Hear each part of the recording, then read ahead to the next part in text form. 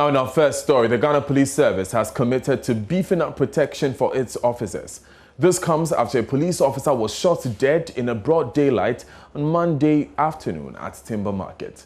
Major robbery attacks have been recorded in the last week in Accra. Survivors of these attacks have been left with severe bullet wounds. Now, the phenomenon has generated insecurity among the populace in general. The police has been speaking to this development on its plans to nip the menace in the bud.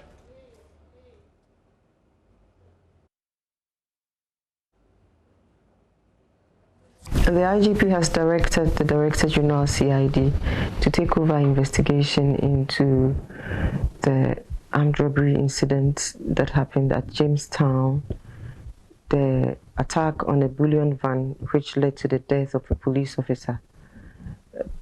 Preliminary investigation shows that around 11 a.m. of Monday, while the Montran bullion van was on its daily errand, it was attacked by a number of armed men on a number of motorbikes.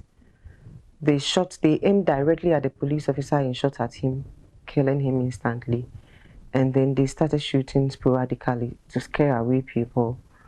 So while two of them were shooting, the others went to the bullion van to break the padlock and to carry away an unspecified amount of money. By the time we finish investigating, we will probably know how much was stolen. And they also took along with them the AK-47 rifle of the police officer. In the course of the robbery, they also murdered a hawker who was selling nearby, because the two lady or female attendants on the van, one of them got down and ran towards that direction, and so the shot went that direction, and unfortunately they killed the civilian hawker. We are appealing to the public. We know that there were eyewitnesses. We are appealing to the public to support our investigation, give us information so that we can arrest the perpetrators as soon as possible for them to face the consequence of the law. We have put out phone numbers. One of the phone numbers, 026-2122-086. We also have 0244994564, 0244280001. Call the police. These numbers will go directly to the investigative team. You also know the police emergency numbers, 191 or 18555, for us to arrest these perpetrators as early as possible for them to face prosecution. So IGP Mr. Pomboenu has also been meeting with key stakeholders who we give direct service to, and one of such stakeholders has been the Association of Bankers, and in collaboration with the Bank of Ghana. And so sometime earlier this year, it was agreed between them that by the end of this month, they would provide fortified armored bullion vans for police escorts. And so the IGP is also holding them to that agreement or that promise they made, so that our officers will also work in safe environments. Now, that was not the only incidents this year. There have been several. Here's a recap of cases recorded so far. Now, we're going to start off from the 2nd of January, where robbers shot a 25-year-old driver in the leg at the entrance of Wulugu Senior High School. 3 days later, on the 5th, an Okada driver or rider robbed another rider of his motorcycle at gunpoint at Tesano in Accra.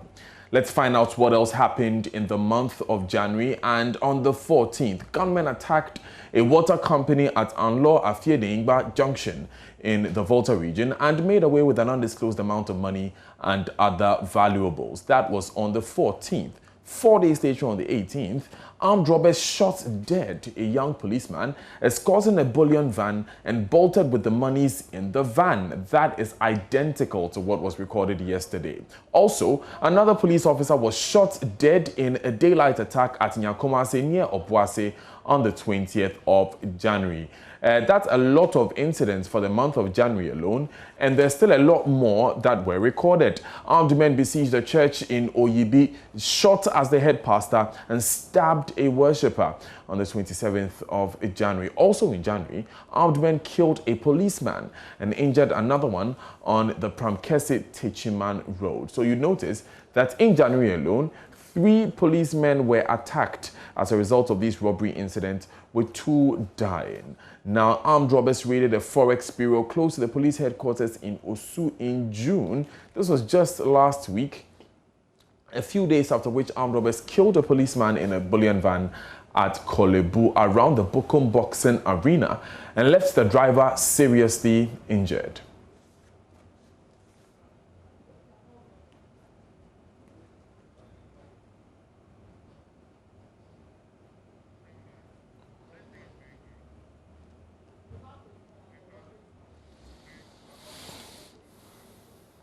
May the souls of the departed rest in perfect peace. Just live on Joy News today.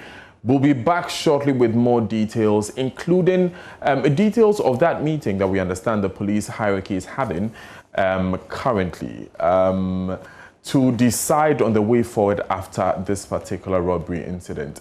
We'll be right back with details of that and more. Stay with us.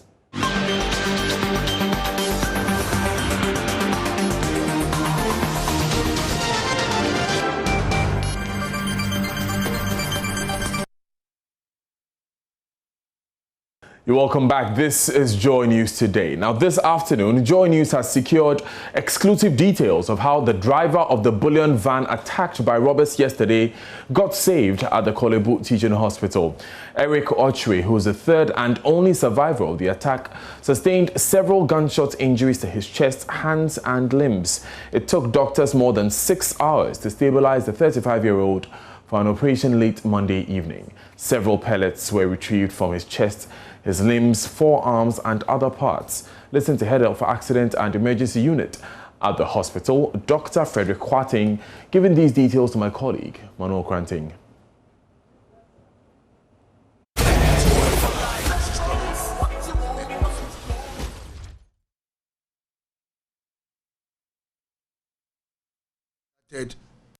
Resuscitation.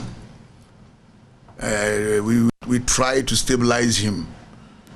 Now, in the process of the resuscitation, we noticed that even though we were giving him much fluids and blood transfusion, his blood pressure kept dropping.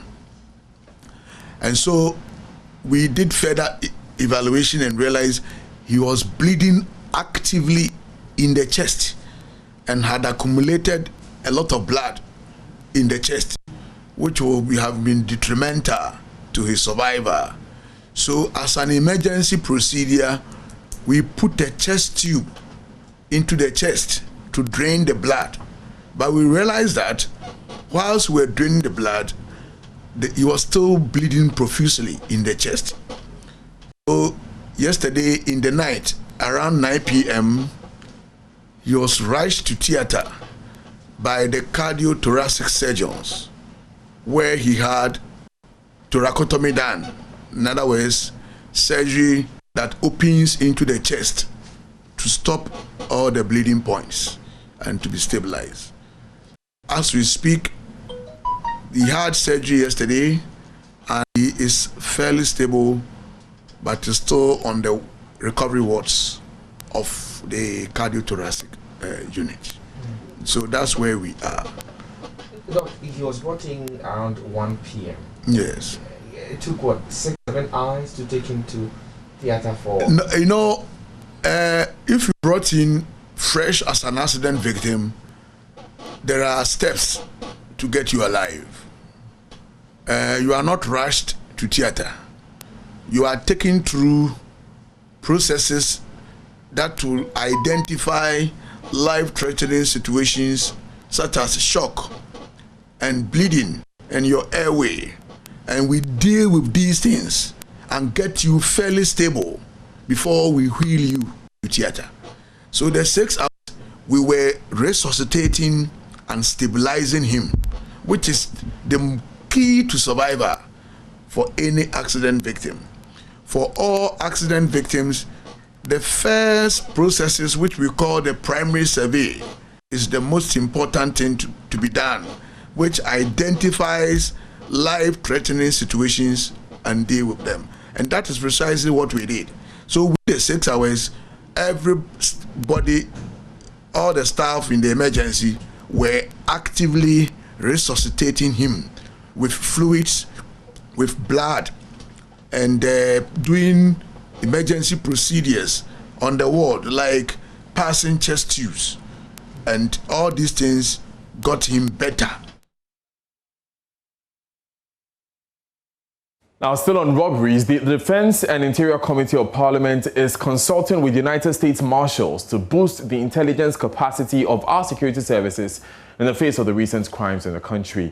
This comes after the 3 violent daylight robberies were recorded in the space of 1 week here in Accra. The most recent of these robberies saw the death of a policeman and a 40-year-old trader at the Accra Timber Market Monday. Vice Chairperson of the committee, Ophelia Mintah-Hayford, speaking on Prime Morning, said these incidents have caused their attention. My committee will take it up. In fact, we've taken keen notice of this, all the happenings around, and as I rightly told you, we've met earlier on and discussed a lot. We've met with some marshals as to how to get the state apparatus trained in intelligence gathering and then fighting crime as well. Was this after the first robbery? Yes, the first two. I think that was last week, Tuesday. We met exactly a week today.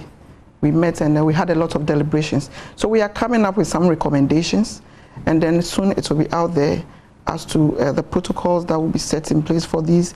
I'm told the IGP met with these operators, bank operators, and then came out with a directive that they should get their bullion van, bulletproof bullion vans to operate with. We don't know what happened. We didn't hear anything, and then this unfortunate incident happened again. Assuming they had adhered to whatever was put up or agreed on, and then purchased such vans, would have saved a life. Because I'm told a normal glass is just 2 millimeters, but a bulletproof glass is 19 millimeters. So you can imagine it would take a force, not just a bullet, to get someone killed. But because it's a normal pickup as the one that my husband was using before he was killed, just a stray bullet, and then we lost a life. A state apparatus for that matter. So the committee will meet and then will come up with these recommendations and then protocols as to the way this cash taking institutions will operate.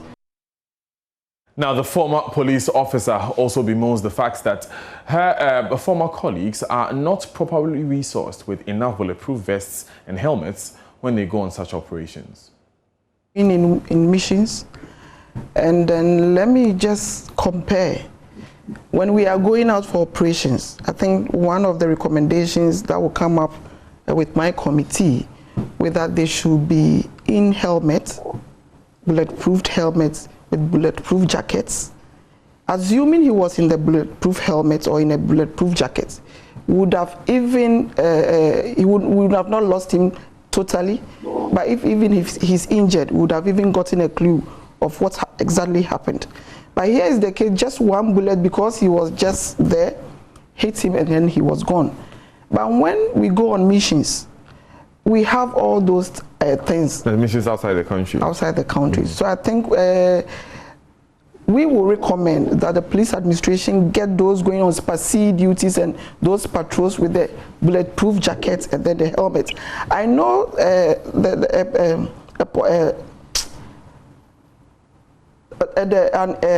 part of the police, like the SWAT, they have, but not everybody has that bulletproof jacket.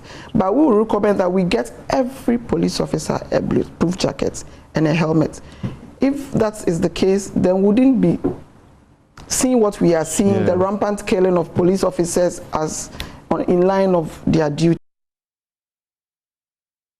You're live on Joy News today. Now remember, the Ghana Police Service is in a meeting with the Bank of Ghana as we speak. And as soon as that meeting is over, you'll hear the outcome here on the Joy News channel. Let's move to other stories. In the Foreign Affairs Ministry of Ghana, Shirley Ayoko-Botwe, who is chairing the 46th ordinary meeting of the Mediation and Security Council of ECOWAS, says despite the myriad of security measures put in place, the ECOWAS sub-region continues to experience a number of terrorist attacks, leaving a trail of death and destruction. She cited attacks in Mali and Nigeria, as well as the recent assault on Burkina Faso, which resulted in 132 deaths as cases in point. She also talked about how the socio-political situation in Mali remains a major concern to ECOWAS. According to her, decisions arrived at the extraordinary meeting held recently in Accra will be critical to finding the way forward. Benjamin Akapo was live there, and he's joined us in studio. Ben, first of all, who are those converging in Accra for this meeting? So it is a convergence of Defense, Security and Foreign Affairs Minister. And as you've mentioned, our own Foreign Affairs Minister, Shirley Ayoko-Botwe, actually is the chair of that commission of ECOWAS, Mediation and Security. And this meeting commenced at around 10 a.m.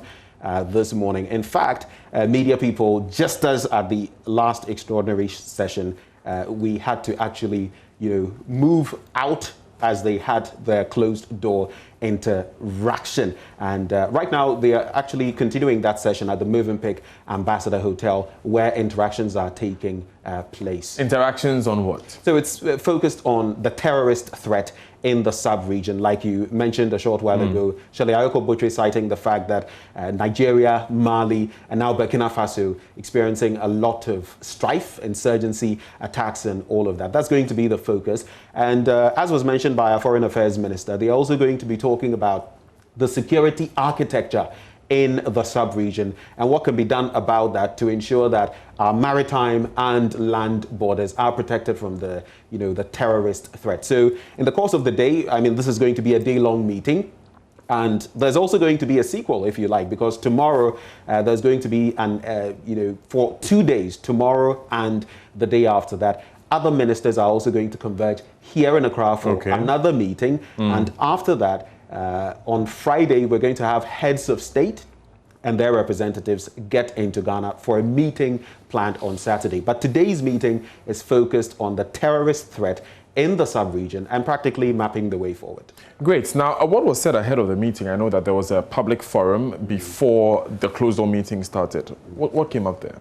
So some details about how paramount it is, for example, to deal with the Malian situation. You know that Assimi Goita has been in the picture, that second coup of sorts that has been staged recently. There are further deliberations on that. In fact, Shirley Ayoko-Botwe mentioned that some of the resolutions taken from the last extraordinary summit will be discussed, will have to be followed through to ensure that there is stabilization in Mali. Of course, the Burkina Faso situation also is under consideration. So basically, it's, as the name of the council itself, the committee suggests, mediation and security, and that's going to be the focus of talks. These, among others, that they're going to be bringing to the fore today.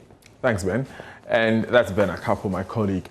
Deputy Attorney General Designate Alfred Tiayabwa is urging the state to carry out executions of people who have been sentenced to death, so it serves as a deterrent to murderers.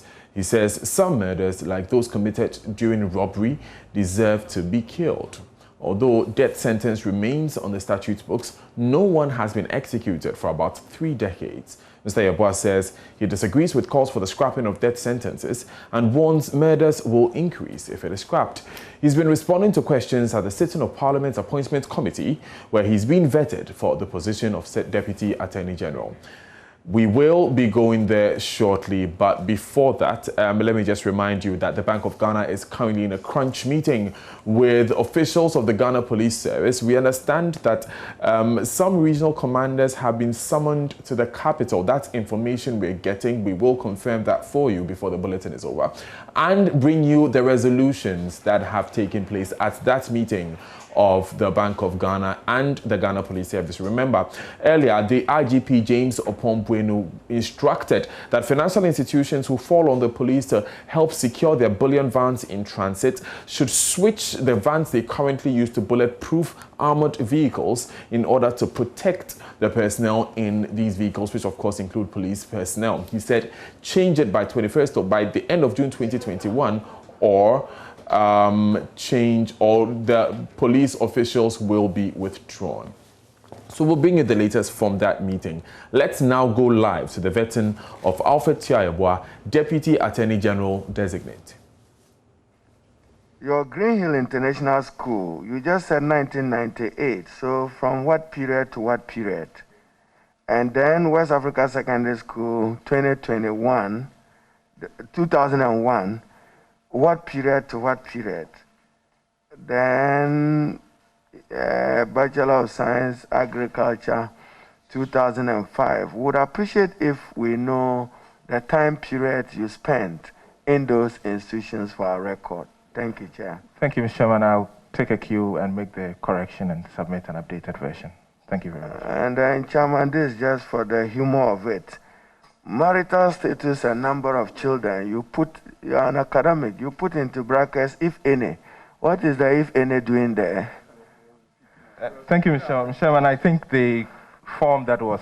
It's repeating an answer and question the same thing as answering it as an academic. I'm sorry, Mr. Chairman. I would so make the correction. And you put in it, if any, for our purposes.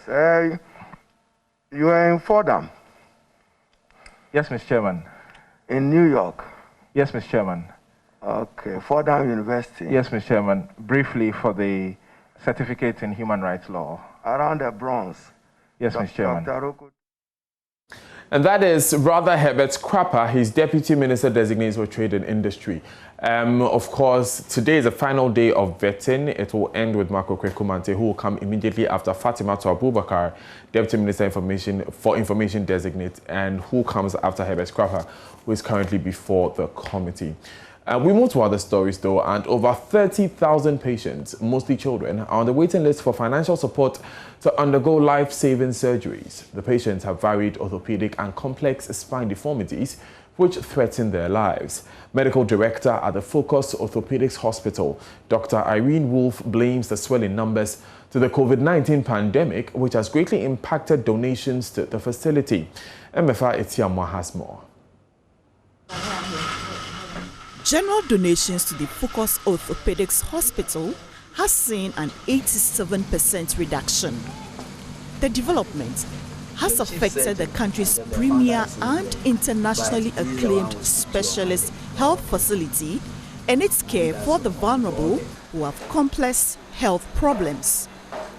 Managers at the facility blame the drop in donations on COVID-19 restrictions put in place to check the spread of the disease. On our waiting lists, we have over 3,000 people who need help, which they cannot currently afford. Some have been on there for a long time, especially with the COVID last year, where there was a bit of a reduction in the donations that we get to take care of them.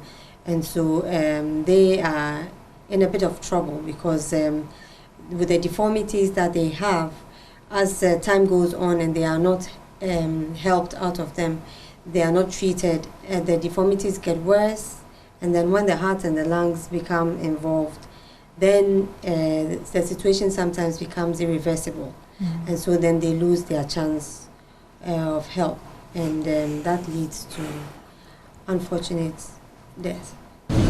Focus has largely relied on voluntary contributions from philanthropists, groups, organizations, institutions and individuals to settle the medical bills of persons with complex spine and bone conditions.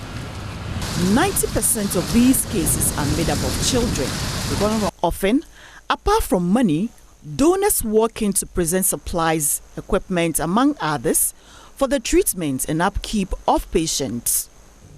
With land borders and airports closed for the greater part of 2020, a number of such supports have reduced significantly, drawing back on the hospital's otherwise speedy treatment of patients.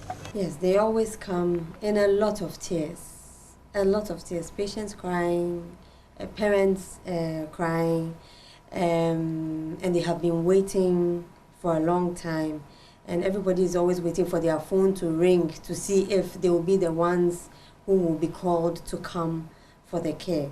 But depending on where you are on the waiting list and how complicated your problem is, some may have to come before others. So it's not an easy situation at all. The call for support has become louder and more pressing than ever, attracting the attention of two patients who have successfully undergone their treatment following intervention by some organizations. 26-year-old Karen Nyakun said, but for her benefactors, she wouldn't have been able to realize her dream and gained self-confidence. I'm more comfortable now. I can wear anything I want to wear. In the beginning, I wasn't able to wear any fitting dress. I was not comfortable at all. Why? In sitting, in public, even dressing nicely, no. Was it to cover up? Was it for stigma? What exactly? Why couldn't you wear those kind of dresses? Oh, it was to cover up. Initially, the children I handled, I had to carry some of them and then all that. But after the surgery, now I can do more than that. 32-year-old Dorcas Ampofo is now a mother, thanks to her benefactors too. She says the challenge of securing funds to see herself through the process was daunting. I was shy to raise funds, to even come out to raise funds. I told my parents that I cannot do this because someone would think that you are a scammer or something. But my mom said, so I decided to come out publicly to raise funds. Yeah. Both patients are making a passionate appeal to the general public to come to the aid of the over 3,000 patients requiring support. Anybody watching me, if you have any little support, you can just pass by Focus and come and support. Okay. Yeah. Okay. You shouldn't wait for someone to be on social media seeking funds before you contribute. If anybody has anything to offer, yes, they can do that willingly. Managers are assuring the public all COVID-19 protocols have been put in place to ensure safety for all visitors and patients at all times. Amafa Ewenam Atiamwa Eli for Joy News, Accra. You're live on Joy News today with me, Daniel Daz. It's time for business with Taro Kwao.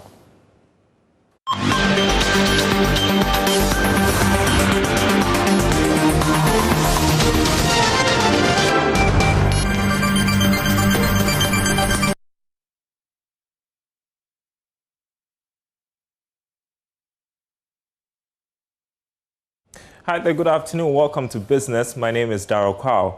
Managing Director of Stanbic Bank Ghana has called for more investments in digitalization because of its potential to rapidly grow the economy. Whilst commending government on its digitalization agenda, Kwame Nasumeni noted more can be done. He was speaking at the latest graphic business Stanbic Bank breakfast meeting in Accra. Digitization on its own is not an end. Anything that can be digitized will be digitized. It will be crucial, therefore, for leaders to understand the implications of digitization on their countries, their organizations, and their employees.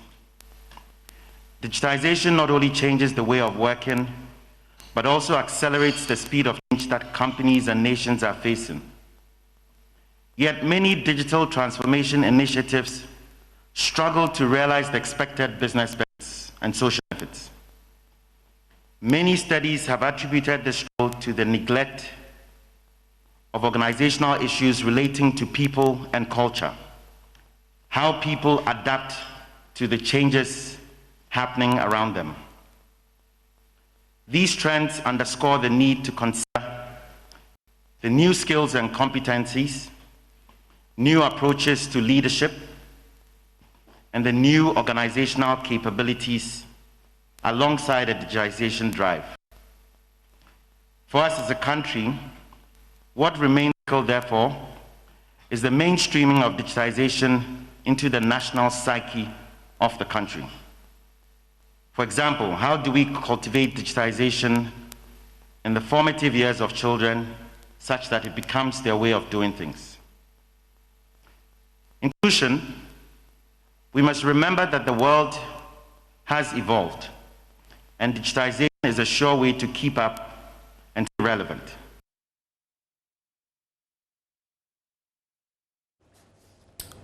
Well, meanwhile, government says it will continue to roll out policies that will make the country digitally friendly. You can now hear from Chief Director of the Ministry of Communications and Digitalization, Magdalene Apentin, who read a speech on behalf of the sector minister. She also touted the work done so far by government. Clearly has an attractive technology ecosystem, which I'll enumerate in a bit, and that is why tech giants like Huawei, Google, and Twitter are choosing Ghana as a regional hub. Of course, these world-class technologies see a fine political, economic, and digital environment to invest in. Now, permit me to talk about the digital ecosystem. In 2019, a study by the International Finance Corporation, IFC, titled Digital Skills in Sub-Saharan Africa, Spotlight on Ghana, revealed that there is a strong demand for digital skills in Sub-Saharan Africa generally, and Ghana in particular. The study projected that there will be 230 million digital jobs in Sub-Saharan Africa by 2030, and this will mainly be in the areas of business to business and business to government. In revenue terms, the study forecasted that by 2030, opportunities for jobs requiring digital skills will be worth $130 billion, out of which Ghana will account for $4 billion and 9 million jobs. These opportunities, ladies and gentlemen, are propelling young graduates to embrace technology, and there are technology hubs across the country to upskill our teaming youth. Ghana Tech Lab, operating at the Accra Digital Center in collaboration with its partner hubs across the country, has trained thousands of young people through the World Bank and MasterCard Foundation-funded projects. The Ghana Hubs Network also provides extensive support to over 31 local hubs across the country where young people engage in tech entrepreneurial activities. Other organizations such as the Hack Lab Foundation have been organizing hackathons to expose many engaged youths to collaborative problem solving. Government, on its part, has been investing aggressively in digital skills development, especially for girls and other underrepresented groups across the country, and I am glad to take charge of this initiative. All right, and we'll have more from the graphic business Stanbic Bank breakfast meeting at the top of the hour. On the marketplace, there's more coming up after this break. Don't go anywhere. Let's do boxing now. And former president of the Ghana Boxing Authority, Samir Kaplan, has attributed a decline in the sport to indiscipline on the part of boxers. According to him, managers are unable to control their athletes. It's the record that tells a story about a boxer. And this is what I'm happy you just mentioned. And we all Ghanaians, we want boxing in this country to be on the limelight before. Like DK Poison time, Ikoti time, Azuma time, you know. But with such things that is happening, you tell a boxer to fight somebody who's got good record, say, no, I won't fight him. I'm not afraid of him though, but I won't fight him. You know, and the managers too, the boxers control the managers. They are not disciplined. The boxers are not disciplined. The managers can't control the boxers because they think it's the boxers that make the managers. No. To become a manager, you have to discipline yourself and discipline your boxer. You control the boxer. You spend your resources. You also have family, you know, to take care of. And you have taken care of somebody, child. And if the person is not listening to you, how can you get him to the top? So I'm happy you mentioned this, and I'm happy Mr. Nikwe too is here, and he's hearing it. He also go against certain things, you know. And with the press, all of them too should help and raise the standard of boxing again in this country. Boxers don't want to train. The trainers don't train them well. And most of the trainers too don't know how to train. I'm saying it bluntly. If they like, they should challenge me. They don't know how to train. So it's the duty of the GBA to be strict with the trainers, to be strict with the boxers. The promoters are doing their best. Some of the managers are doing well, their best. And they don't get their money back. They fall on the wayside. So it's always good for you boxers, managers, trainers especially, to be strict on your boxers.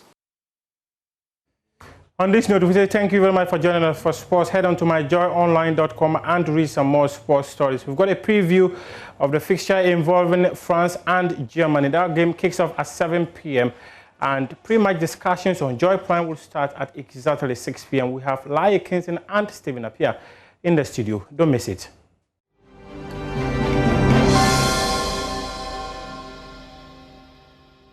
His new album is due to be released in August.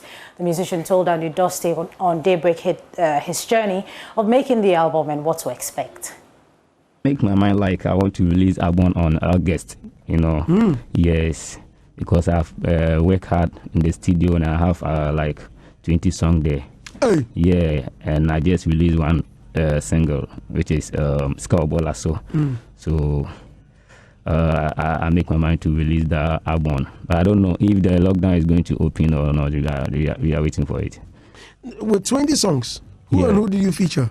Oh, I feature Wendy. Wendy Shea? Yeah. When you are inviting musicians to feature, do they charge you? Oh, no. Oh, no. You know, most of the time I give a shout out to Stoneboy. And I think I feature Komilika Boys with Kim Paluta and YP on my new song. So they don't. No one charges you. Oh no. But how about you? When they ask you for features, do you charge them? Oh no. It's not like you know, we have some underground artists because of what I have seen in my eye some years ago. So when you call me, if I feel like doing the song, I will do it. If I don't feel like doing it, it's not by force. Yeah, but if it's senior artists, no, I have to do it. Somebody like Article, Steve Adams, or you know, we are all like brothers and sisters. So we have to support each other. Because when the song blow, it's not only me blow, you the artist also blow. On that note, we end showbiz here on Joy News today. My name is Becky. And this brings us to the end of this bulletin of Joy News today. Many thanks for joining us. Up next is the marketplace. But for more news, do log on to myjoyonline.com. My name is Daniel Daze. Have a good day.